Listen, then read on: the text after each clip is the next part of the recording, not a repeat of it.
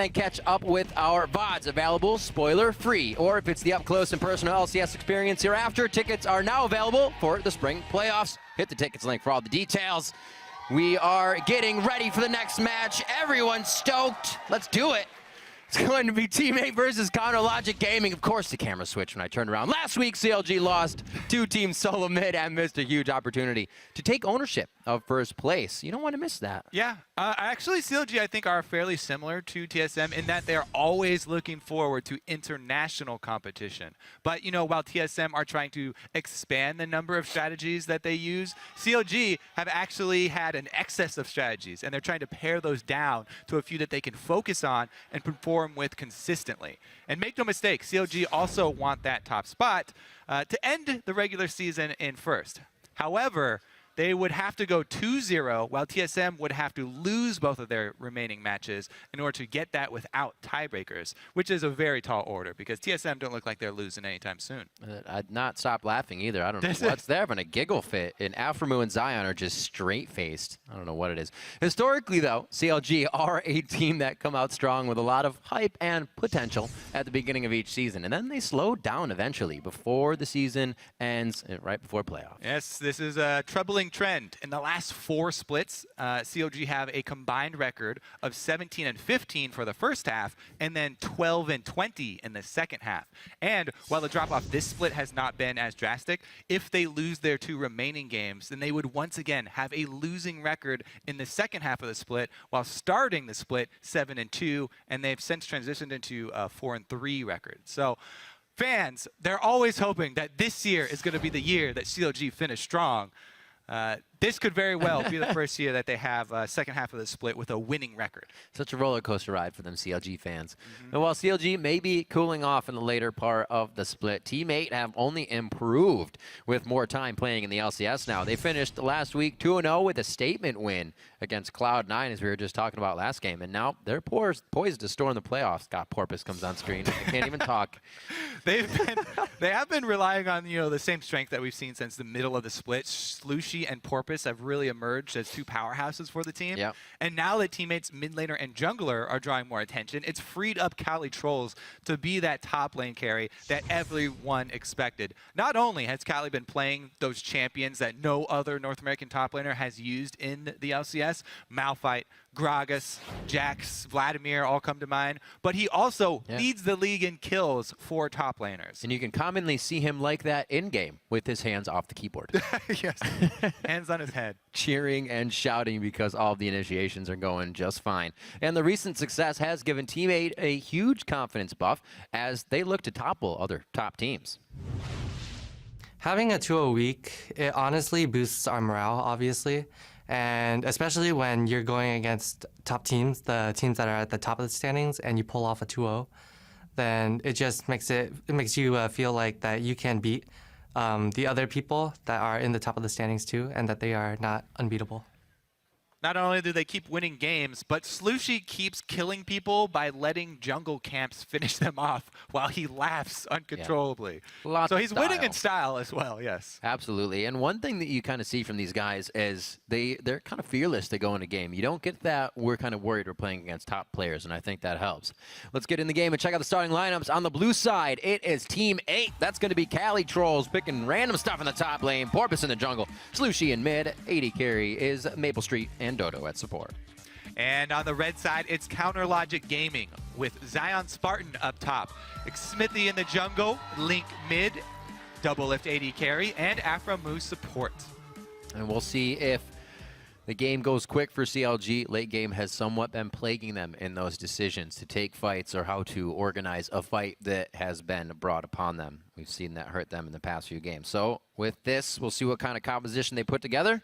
Maybe it'll be one to avoid fights anyways. They've been doing a lot of rotational things in the early part of the season. That Aframu Morgana was always something to help bring out a first blood going around, or even a Thresh. Yeah, I'm actually really excited for the last couple of strategies that CLG use, because of the fact that they've had so many. They've just been using different picks and champions combinations pretty much the entire season, and they're really looking to focus as they move towards playoffs and towards international competition. What has Scar got written on his notebook today? I don't know.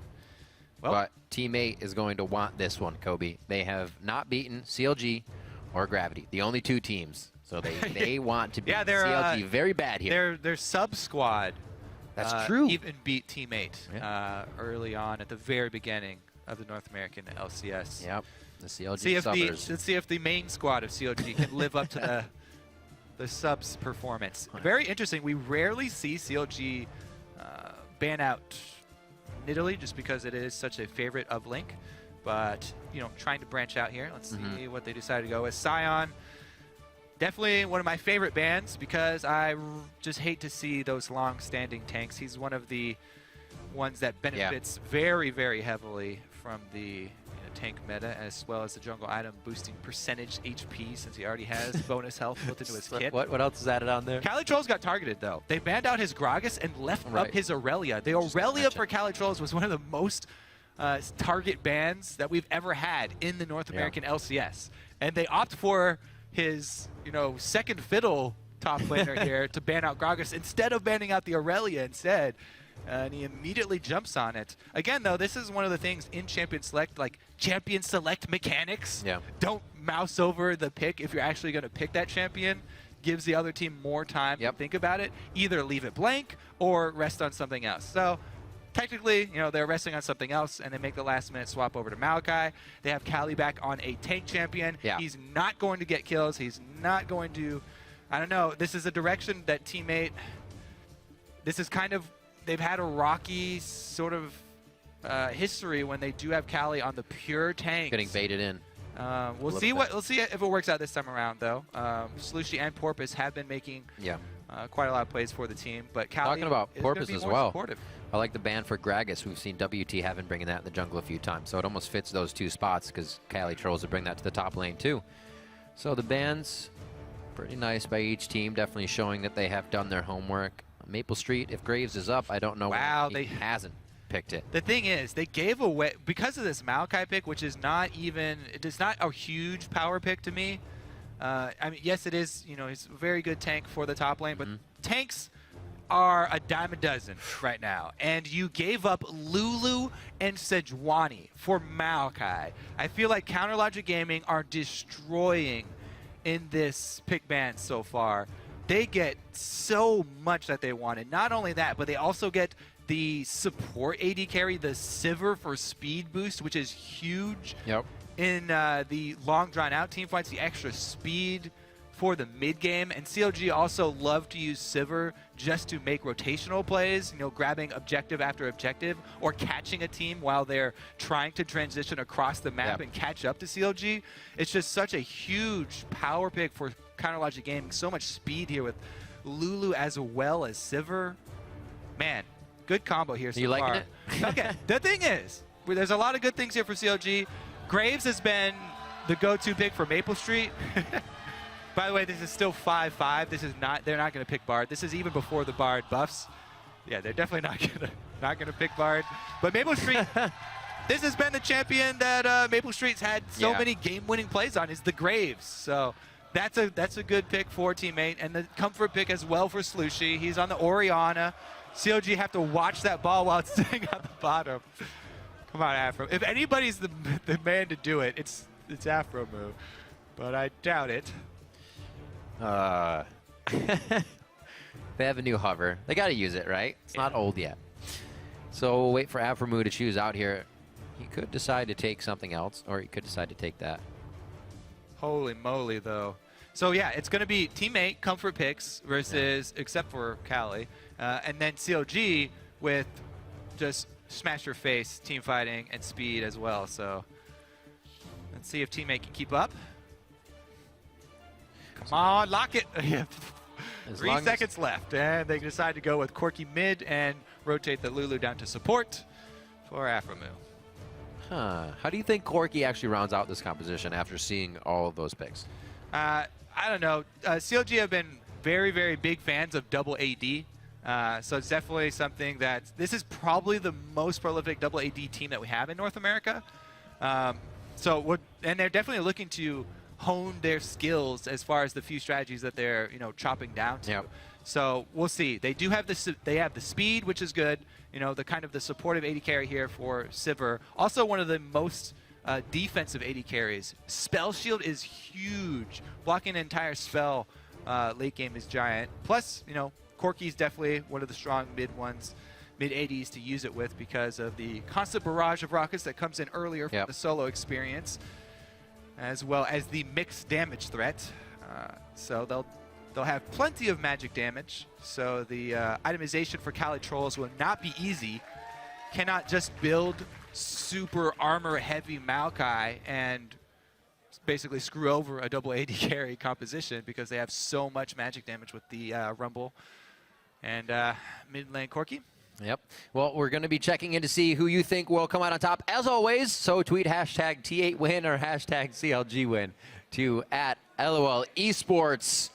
And I'm not going to say we have a pause, but we might have a pause going into this one. Things I do. Oh, yeah. There's a Moo supporter. Little Moo love. Babies love League of Legends as well, if you didn't know. So G Bronze Age. Ouch. Dang. Is that like the equivalent of a free SM chant? Turning Gold Age to Bronze Age? Looks like it is. I am liking Slushy's pickup of Ignite. We see Orion sometimes switch back and forth. I'm always a guy that loves the kill pressure. Yeah. Slushy's a I really playmaker, actually, as you know, Slushy is one of the last of the Orianna players in North America. It's very interesting. Sad. It's so interesting to watch his Orianna play, though, because he's so sneaky with it. He doesn't draw a lot of attention to his Orianna ball, and he just kind of leaves it on the ground just for hovering. a good 3 or 4 seconds. People will walk right over it again, too. They're like, oh, that's And then, he forgot about it. He waits for them to walk near, and one quick movement, and he gets these great shockwaves off consistently in almost every game that he's played Orianna. So it's kind of a test to the detail-oriented minds of CLG. Let's see if they can pay attention to the Easter egg on the ground. Yeah, but other things to think about. We'll see. He's poised and ready to make plays. Like I said, these guys always calm. Sometimes, even in the past, after games, you'll see the team will kind of, man, I don't know. Not these guys. They always feel strong going into it. And Slushy says they learned from their Week 1 loss to CLG and are going to be applying those lessons to this rematch. I'd say coming into CLG, playing against them first week, it was kind of our rude awakening to the LCS. We couldn't get away with letting OP picks through, and champions like Lysandra, Gnar, and Jarvan at the time were all considered very first pick, first ban worthy, and we gave them all away. Huh. Well, So Sejuani, Lulu. I feel like those are really power picks right now. Lulu might even be top 2-3 picks all around, considering the current meta and the value of protecting AD carries nowadays. just waiting to get this one restarted, checking on Afro Moon Masteries. Yeah. Gosh, I cannot believe we had so many issues with this. He might have thought he was playing Bard, you know. Yeah, they're checking to see if he accidentally changed them. Right. Or if it is that bug.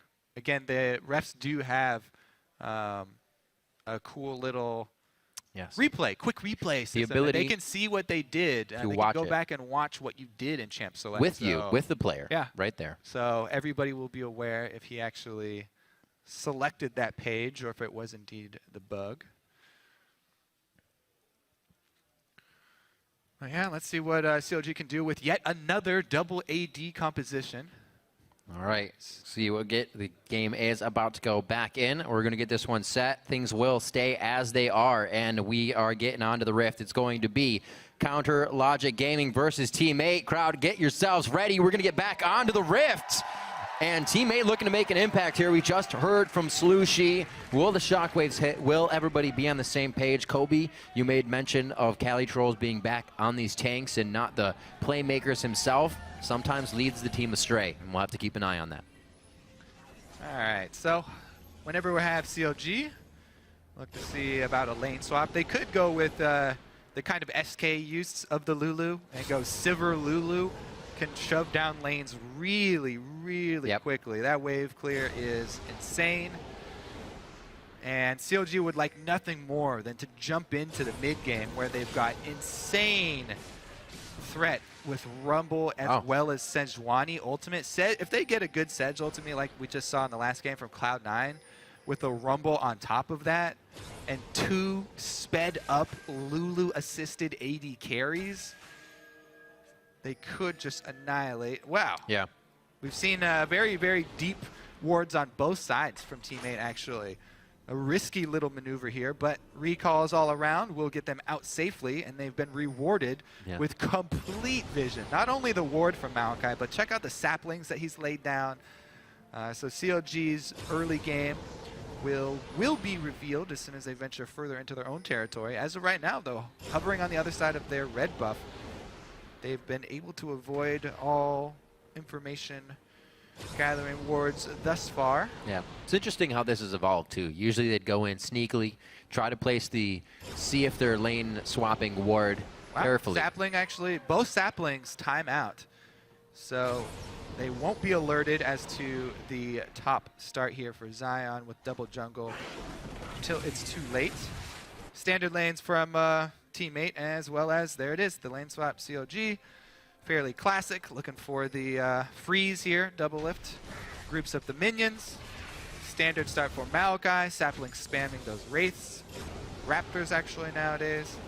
And we'll see an early roam from Aframu. I think keeping track of these supports as far as the early movements, Aframu's going to get vision on that blue buff.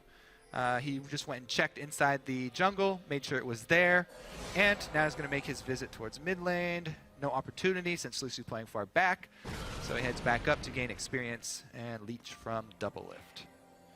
Standard double jungle, since Aframu already checked the blue buff, CLG should be well aware that it will be cross-map jungling here. Just going to cross over the river, and the double jungling will continue. Very standard lane swap starts here from both squads. Gromp first, yes please. Going to look for that smite on the Gromp. Smithy so he can get the Gromp buff and extra damage. See where Maple Street starts. He's freezing as well in his lane as much as possible. Well, he actually just buckshotted that wave, so they're looking to cut off any reinforcements that were sent. However, CLG's focus is on tower dive. Tower dive mid early. They get the flash and the teleport.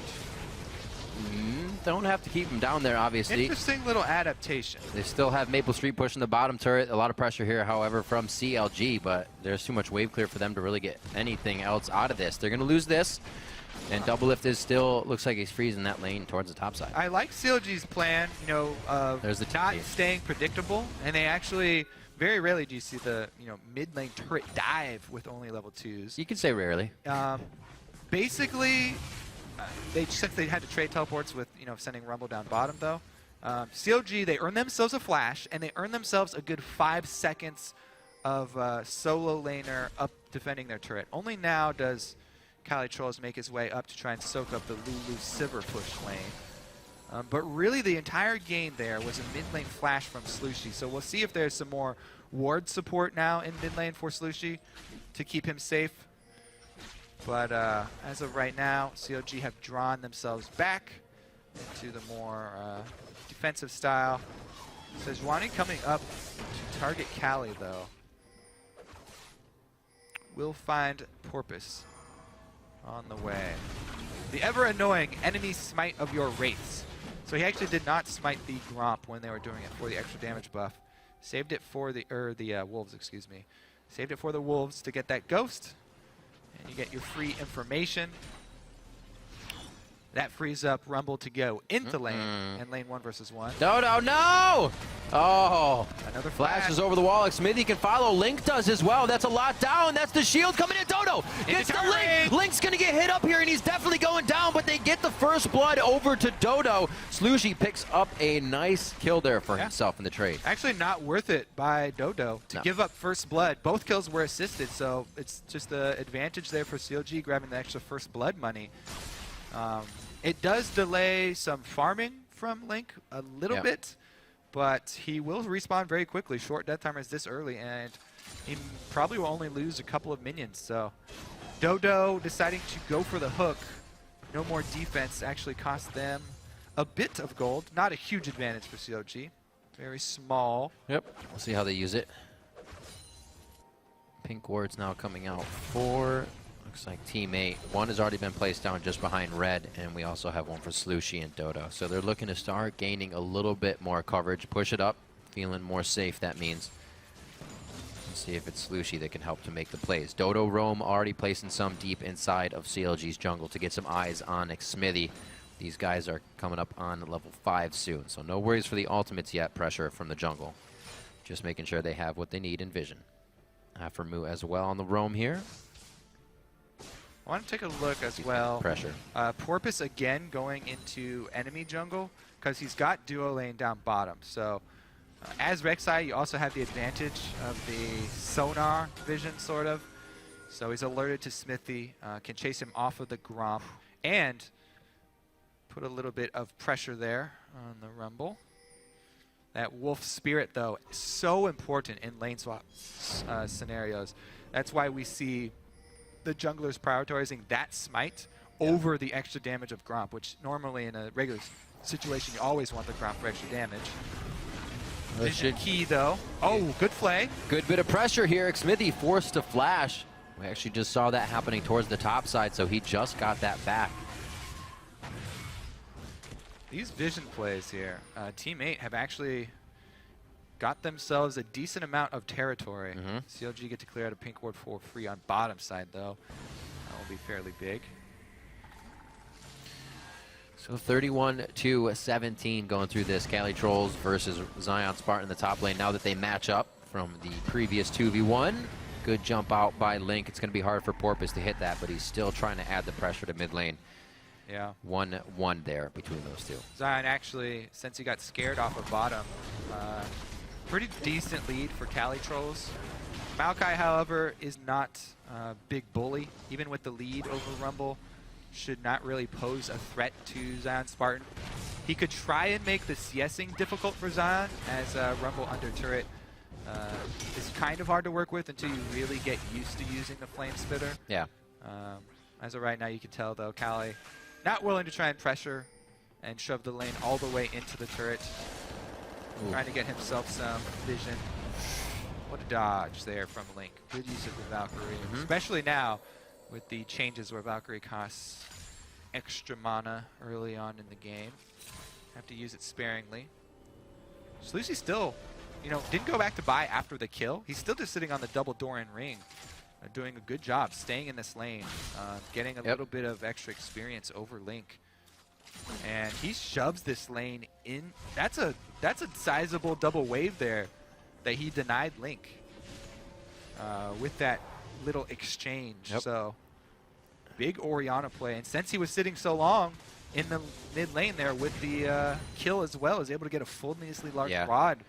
Had it been any longer, I think he might have gotten just boots, but he backs, gets himself right as rain now, and he can start making some plays, especially if Dragon were to come up. That Shockwave is all they're waiting on for that cooldown.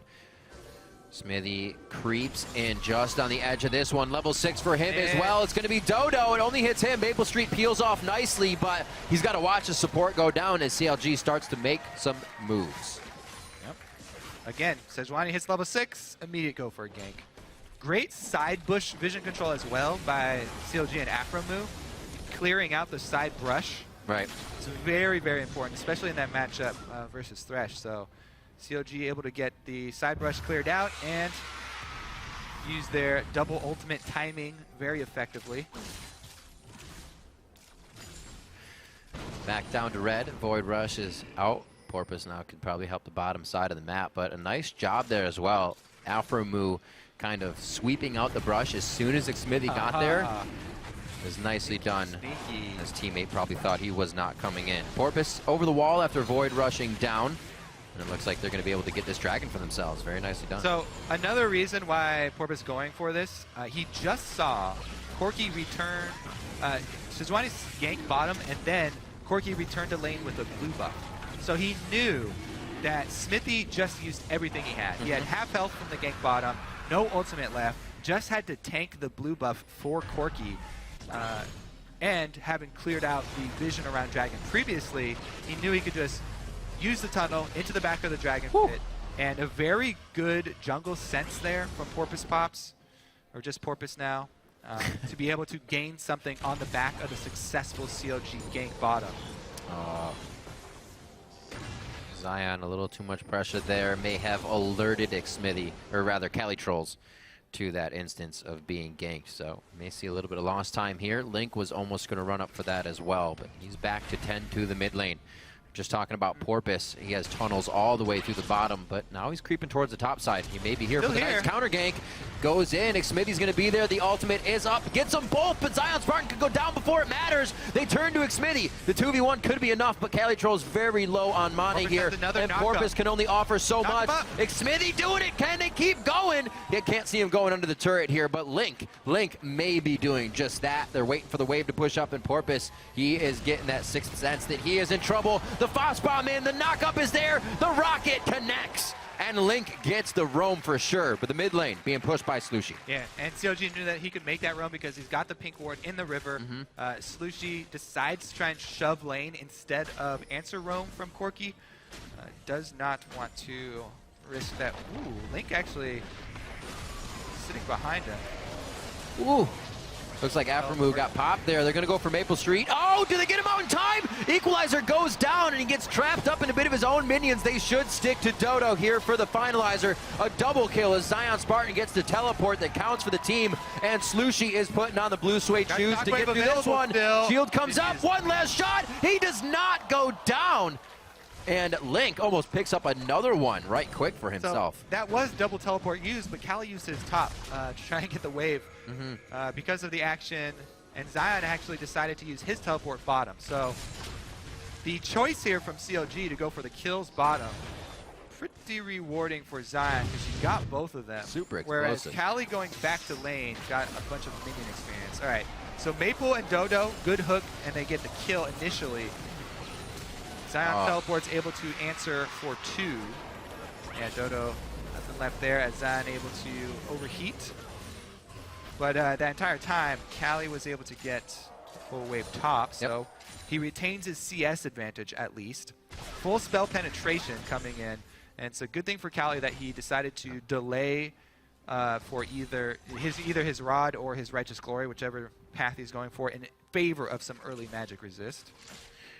Kill in the bottom lane, nicely hit by Dodo and Maple Street just before Aframu hit 6, so he actually was not able to wild growth himself. Teammate taking advantage of some situations as they see them, putting that cash in their pocket. They're only down 1,000 gold right now. Porpoise tending to his jungle. It looks like he might meet up here with Aframu in just a second, but they turned their different ways. So with the teleports being traded as well, the other big difference is that Cali used his to a turret. So he got that greatly reduced cooldown, while as Zion Spartan is going to be cornered up in the top lane for a little bit longer. So there's a small window that teammate can actually use that they could communicate to each other, because Zion is at a huge power spike right now. He's got all the flat penetration. If they can create a situation... Oh, Maple Street, he lives by the skin of his teeth, and they're going to be able to turn this one around.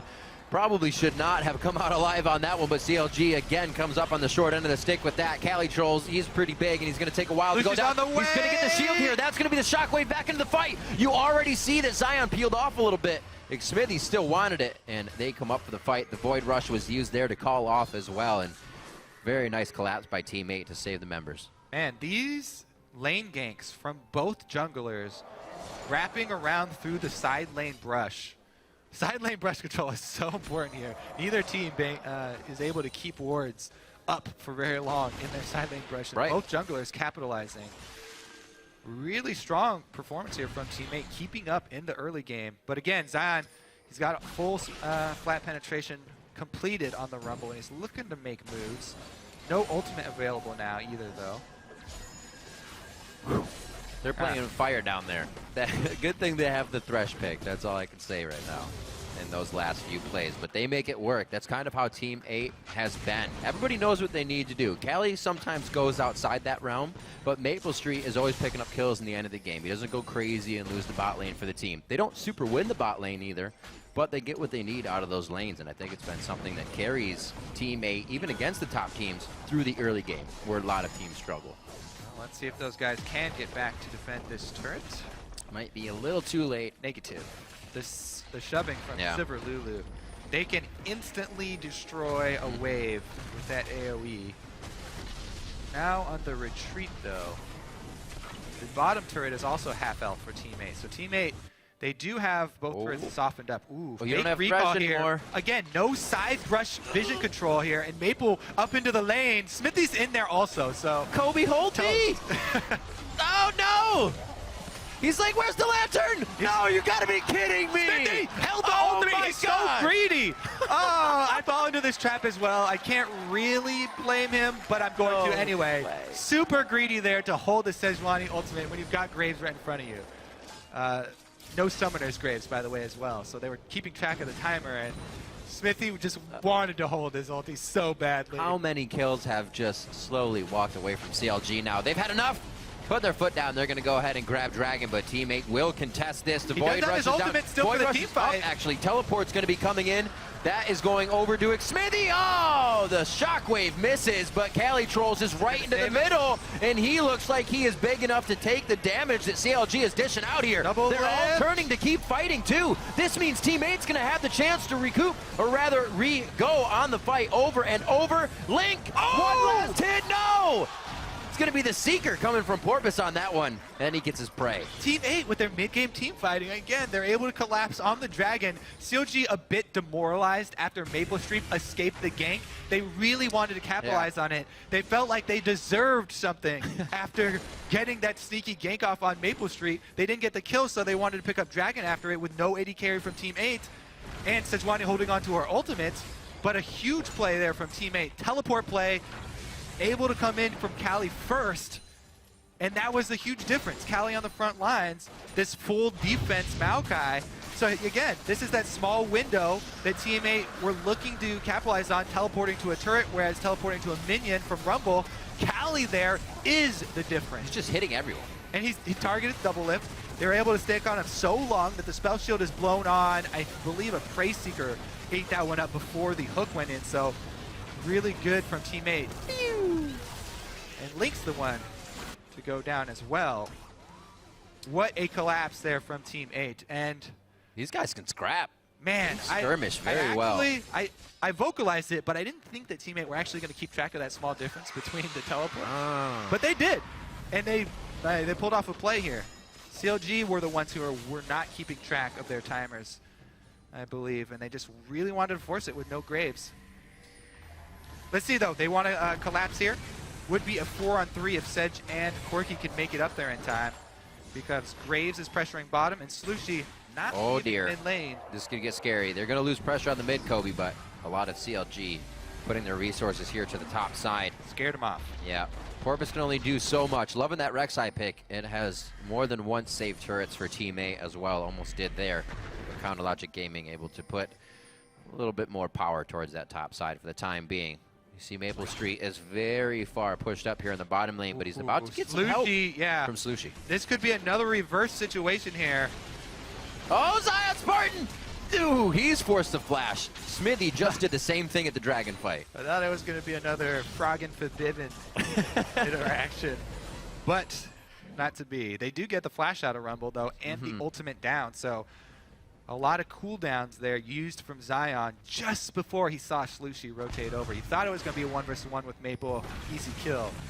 But that shows you the lack of wards they have in their jungle. A pretty deep movement there from Team 8. They should be waltzing around the Wolf Camp. So now everybody's going to gather in mid. CLG knows where Team 8 is, and vice versa. See who has the better fight here. Not too much wave clear. Into the turret range. That's some good damage onto the tank. Ooh. Taking a bit back, though. Link's rockets are shredding through Porpoise and Dodo. They hold it, and now they have Maple Street back for a bit more wave clear. So things should be a little bit easier. Let's see, though. CLG, they have Leandri's Rumble completed. Trinity Force plus Sork shoes for Link for his extra poke. Wow. Just going to wait Cali. More good damage onto the tank. It's always good to soften them up before the team fights. Sork shoes again, yeah, for good poke here, for mid-game poke from Link. Let's see if CLG can take advantage. They do, both AD carries similar items at the moment.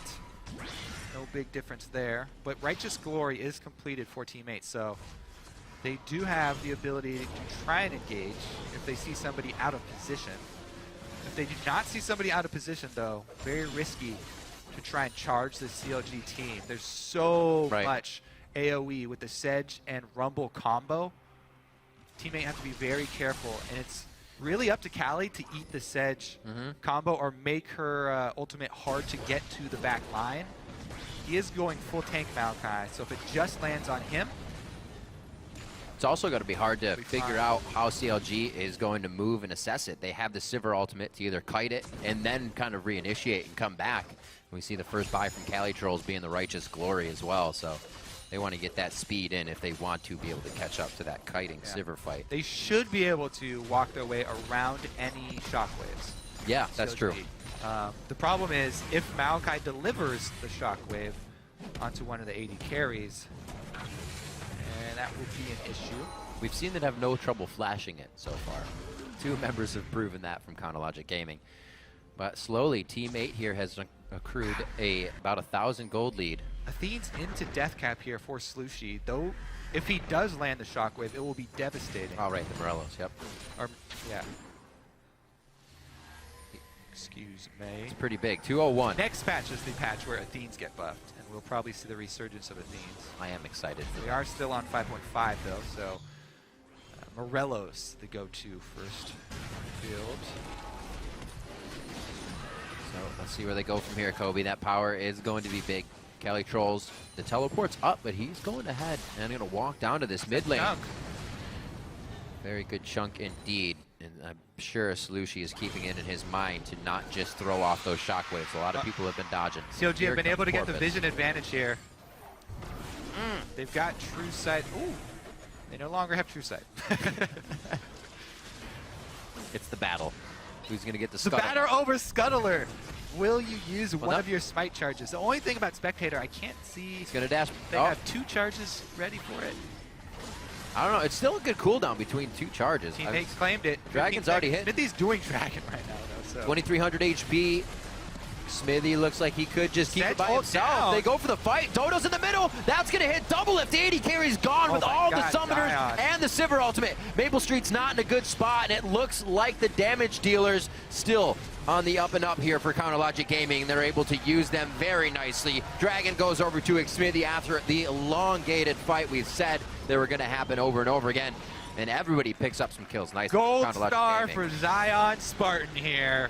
Oh man, that flank. He got Rumble ultimate onto the back line, both Maple and Slushy, and then just walked right down the ramp with Flame Spitter ablaze. He's on a ward too. Zion's on a ward. The front line runs right past him.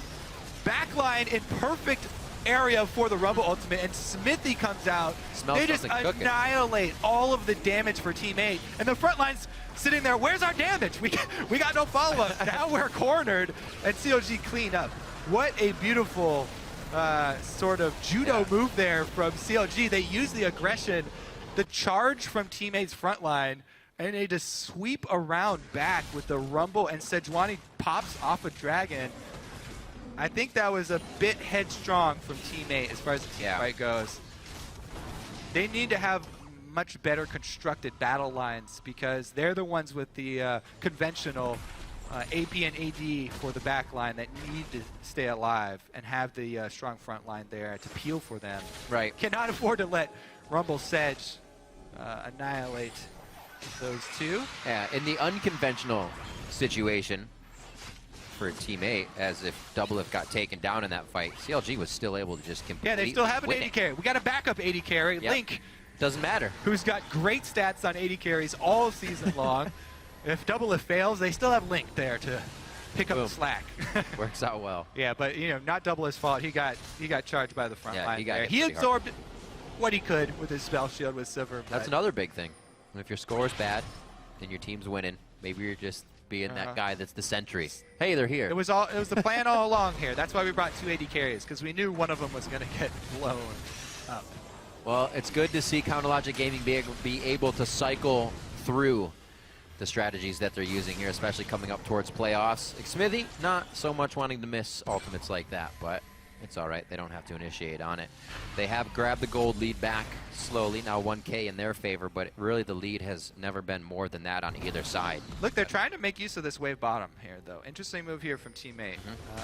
Trying to create some pressure and work with that side wave. Link, though, has answered. All the aggression from teammate. Wind taken out of their sails. They lose their big wave bottom. Link was able to draw away attention, and Team 8 split to clean up defensively. Good little incursion from CLG. The only thing I'd say for CLG after that dragon fight, I'd expect them to have better vision coverage, because they just won a huge fight. They killed 4 members of Team 8 and were not able to put down any wards on the map. Team 8 still have the vision advantage as far as the mid lane here, inside the river. CLG with only a spot warding, which they're honestly not going to fight inside that little corridor for Team 8's blue side buff. So CLG got 1 upgraded yellow trinket here for Zion, and 1 pink ward for Aframu. There we go. Smithy's able to pick 1 up as well. So 2 pink wards. Everybody's helping. We're trying to. Since they have limited vision resources here, CLG need to concentrate those sources in their next area that they're going to target.